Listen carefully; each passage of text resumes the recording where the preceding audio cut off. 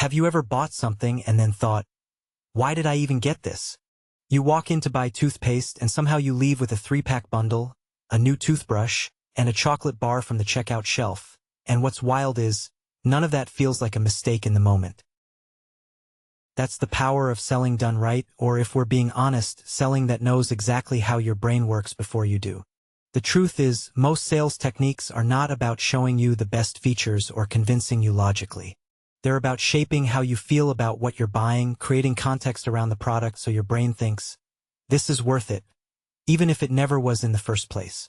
Selling is emotional, not rational, and professional sellers know that better than anyone. Let's start with one of the oldest and most reliable tactics in the sales toolbox. Decoy pricing, which often shows up as 3 options: the cheap version, the expensive one, and the just right middle option. What's fascinating is that the expensive one is often never meant to be sold. Its job is to make the middle option look like the smart choice, the balanced deal, the practical buyer's decision. Your brain sees that middle price and feels comforted. Not too much, not too little, and you walk away feeling clever even though you were nudged into it from the start. This concept is supported by another tactic called anchoring, where the very first number you see becomes your reference point for value.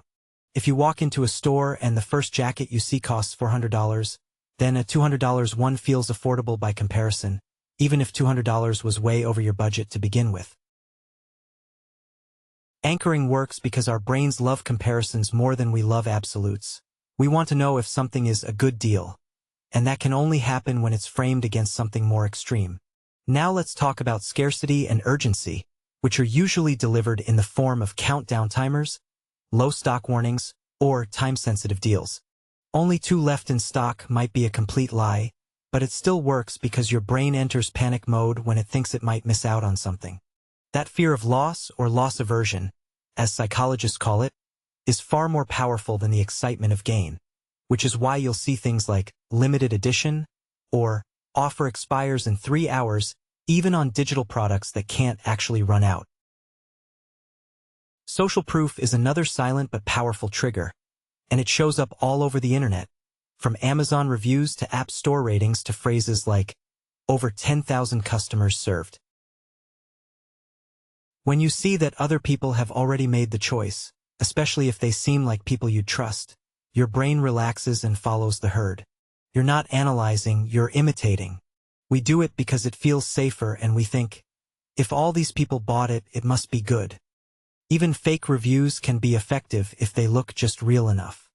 You've probably read them, those oddly perfect paragraphs from people with names like John T., who use stock images as profile photos. But our brain only needs a few lines of validation to override doubt, especially when we're already leaning toward the purchase. The point isn't whether the review is real, it's whether it confirms what you already want to believe. Then there's the brilliant trick of reciprocity, which works because when someone gives us something, even something small, we feel a subtle urge to return the favor. That's why free samples at the supermarket are so common. They're not about generosity. They're about planting an obligation. The moment you take a sip, you feel just a little more open to buying the bottle. The soft pressure, invisible but very real. The same logic applies to free trials for software, tools, or subscriptions. Once you start using a product and it becomes part of your routine, it's no longer about the price. It's about not losing what you've already integrated into your daily life. That loss would feel bigger than the cost, so you pay not because the product is amazing, but because losing access would disrupt your flow. And then there's authority bias, where we instinctively trust people who look or sound like experts. Doctors in lab coats, influencers with professional lighting, apps with sleek design. All of them create the illusion of credibility, and once we buy into that, we're less likely to question what they're saying. A clean website and a confident voice are often all it takes to win our trust. On a more personal level, professional sellers use something called mirroring, which means subtly copying your body language, speech style, or energy level to build rapport. It sounds manipulative, but it's incredibly effective. When someone mirrors you, your subconscious thinks, this person is like me. And once we feel understood, we lower our defenses, which is exactly when the sale happens. Another less obvious but incredibly effective trick is storytelling. When a product is framed with a story, like handcrafted by a small family business, or Inspired by a 19th century design, we attach emotional meaning to it. The product becomes part of a bigger narrative, and we don't just buy the object, we buy the story, the identity, the feeling that we're connected to something beyond the transaction. Framing language plays a huge role here too. The difference between saying 90% fat-free versus 10% fat might seem small, but it has a huge psychological effect. Sellers carefully choose words that sound positive, clean, and aligned with what you want to hear. Even the difference between save $5 and don't lose $5 can change how you perceive the value. It's not just what's said, it's how it's framed.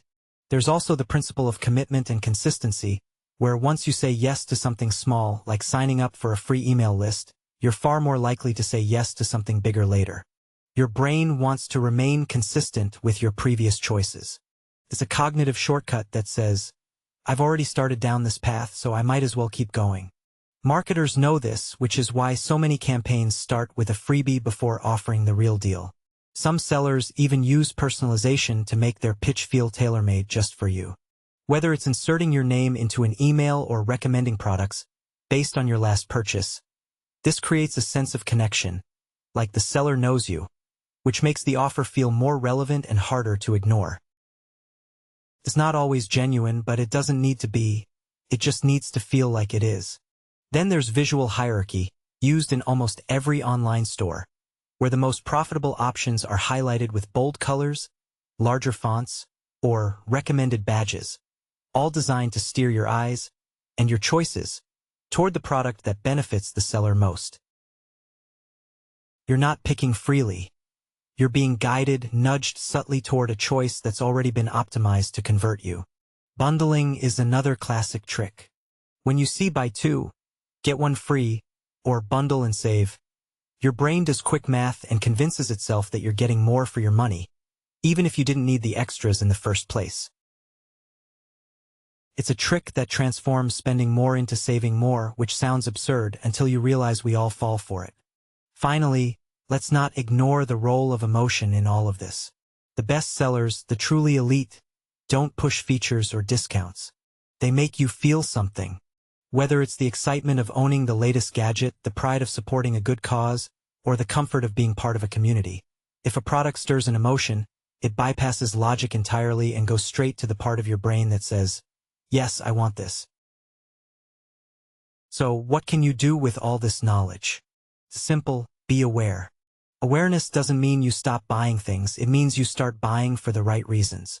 The next time a website says, only one left, ask yourself if that urgency is real or manufactured.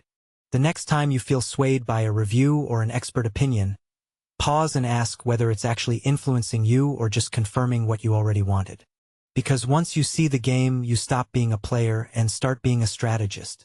Selling isn't evil, and neither are these tricks.